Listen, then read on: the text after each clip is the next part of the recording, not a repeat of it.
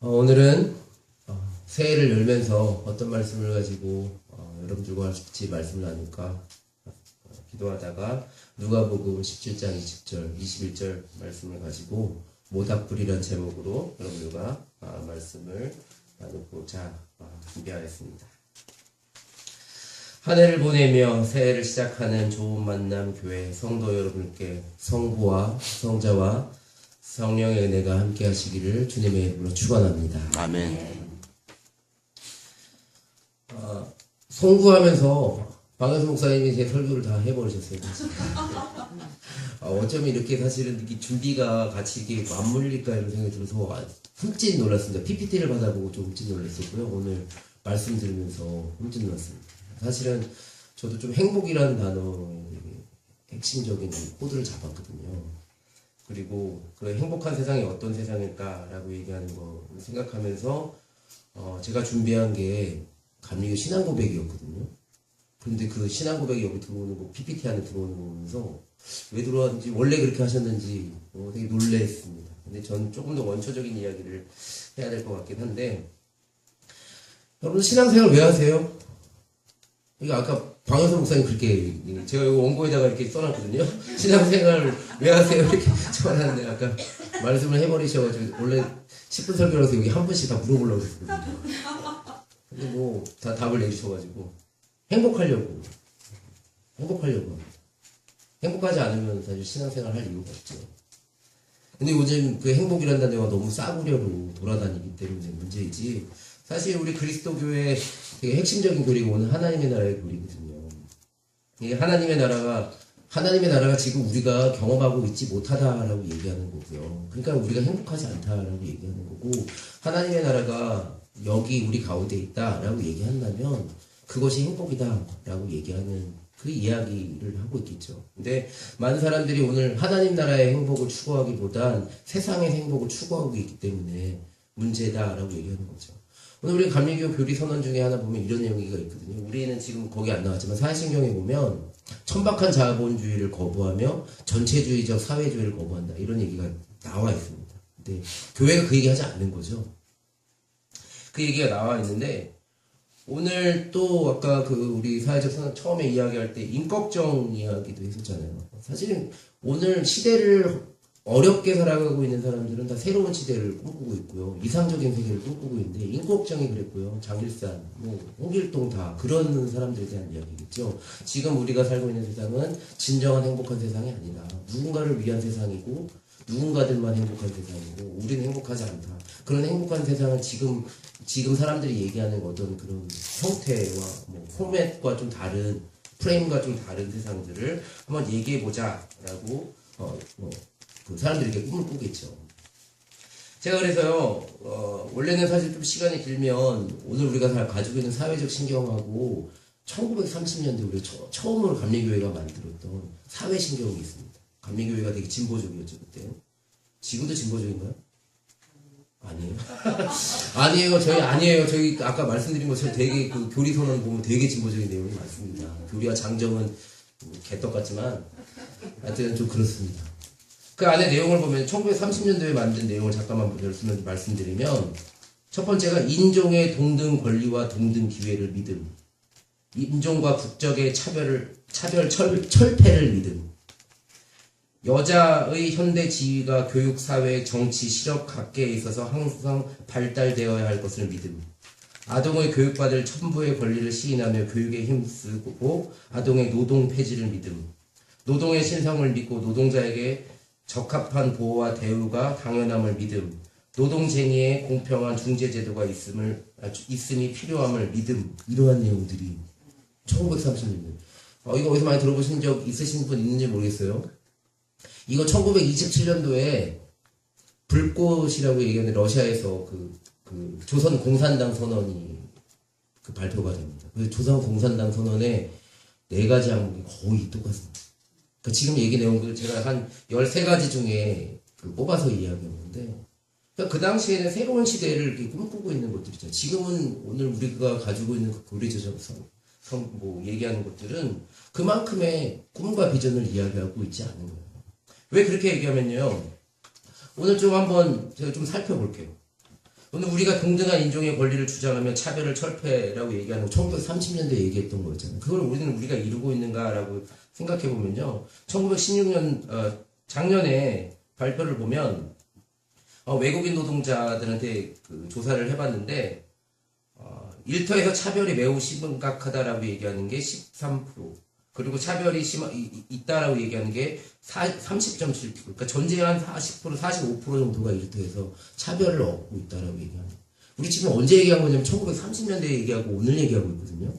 그럼 감리교회가 그렇게 하고 있지 못하다는 얘기를 하는 거죠. 그 행복이라는 단어가 1930년대 선포한 거를 지금까지 하고 있지 못하다라고 얘기하는 거예요. 사회적 지위는 어떨까라고 얘기하는 거.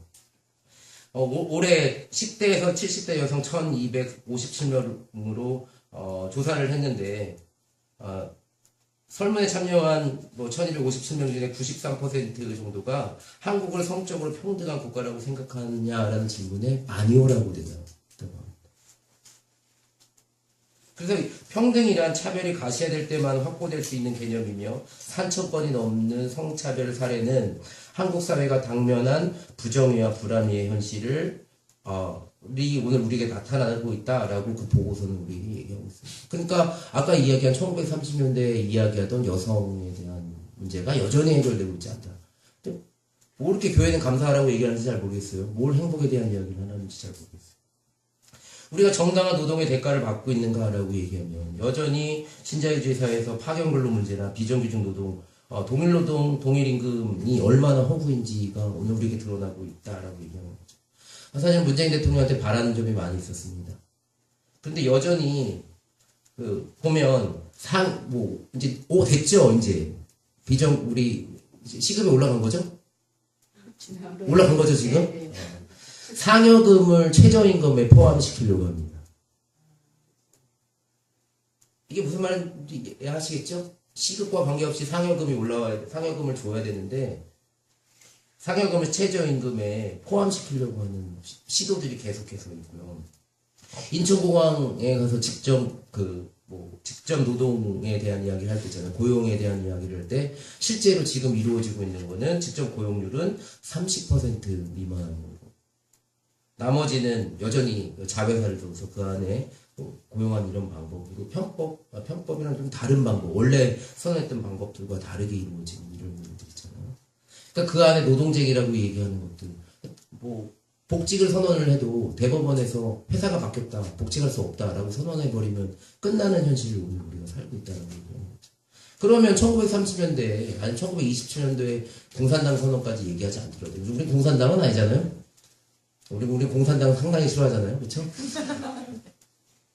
그렇지만 우리가 1930년대 만들어냈던 그 교리적 선언들을 아직도 이루고 있지 못하는 우리 현실이라고 얘기하는 거죠. 그럼 되게 아픈 현실입니다. 그런데 이러한 아픈 현실 속에서만 저는 끝나지 않는다고 생각합니다. 저는 우리 교회를 되게 사랑하기도 하는데 의문의 일승이라는 말 들어보셨죠? 요즘에 유행하고 있다고 얘기하는데 저는 되게 재미없더라고요. 뭐 개연성도 없고 잘생긴 사람 하나, 윤균상 맞죠? 뭐 하나 뛰어다니면서 드라마 하나 만들려고 하는데 저는 의문의 일승이라는 데 좀 꽂혔어요. 왜냐면요, 이 드라마가 나오고 나서 이게 무슨 뜻이냐고 저희 딸한테 물어봤는데 그러고 나서 알긴 했는데 맞는 것 같아요. 다른 교회 성도들 모습 때문에 우리 교회는 좀 의문의 일승을 거두고 있습니다. 이제 목사님들끼리 모여서 얘기하다 보면 우리 교회 장로는 말이야 이렇게 얘기하는 겁니다. 우리 교회 권사는 말이야, 우리 교회 집사는 말이야 하면서 막 제 속상한 이야기를 막 하는 거예요. 그럴 때마다 의문의 일승을 거두는 거죠. 다 이해하시죠? 그리고 그 교회에 대해서 이야기하거나 이웃 종교에 대해서 이야기하는 경우가 있잖아요. 그럼 막 되게 비판하는 경우가 있어요. 교회가 이렇게 해야 되지 않느냐, 저래야 되느냐 막 얘기할 때 저 혼자 피식피식 웃을 수 있는 의문의 일승을 거두고 있다라는 생각을 합니다. 그러면 1930년대에 만들어진 사회적 신경은 우리 감리교회가 실천하고 있지 않는 것 같아요.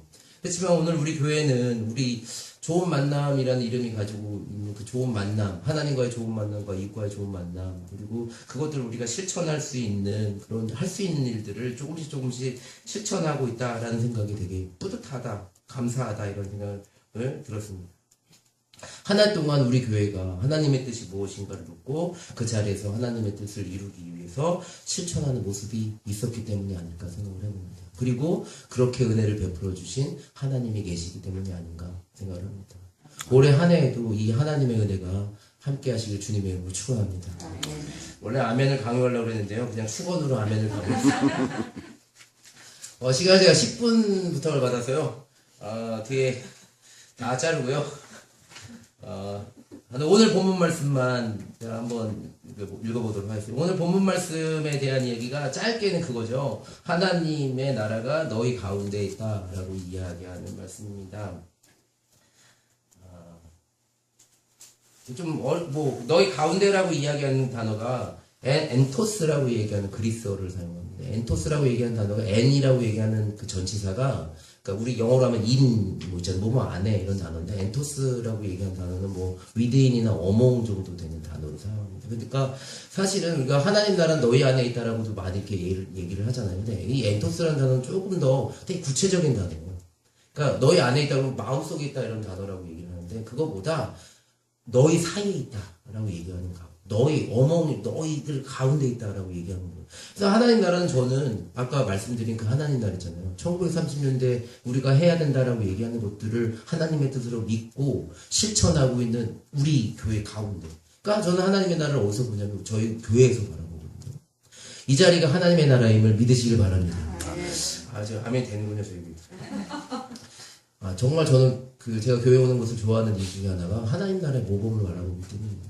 작은 곳에서 자기의 하나님께서 주신 그 삶을 실천하는 모습, 거기에 하나님 나라가 있다라고 생각합니다.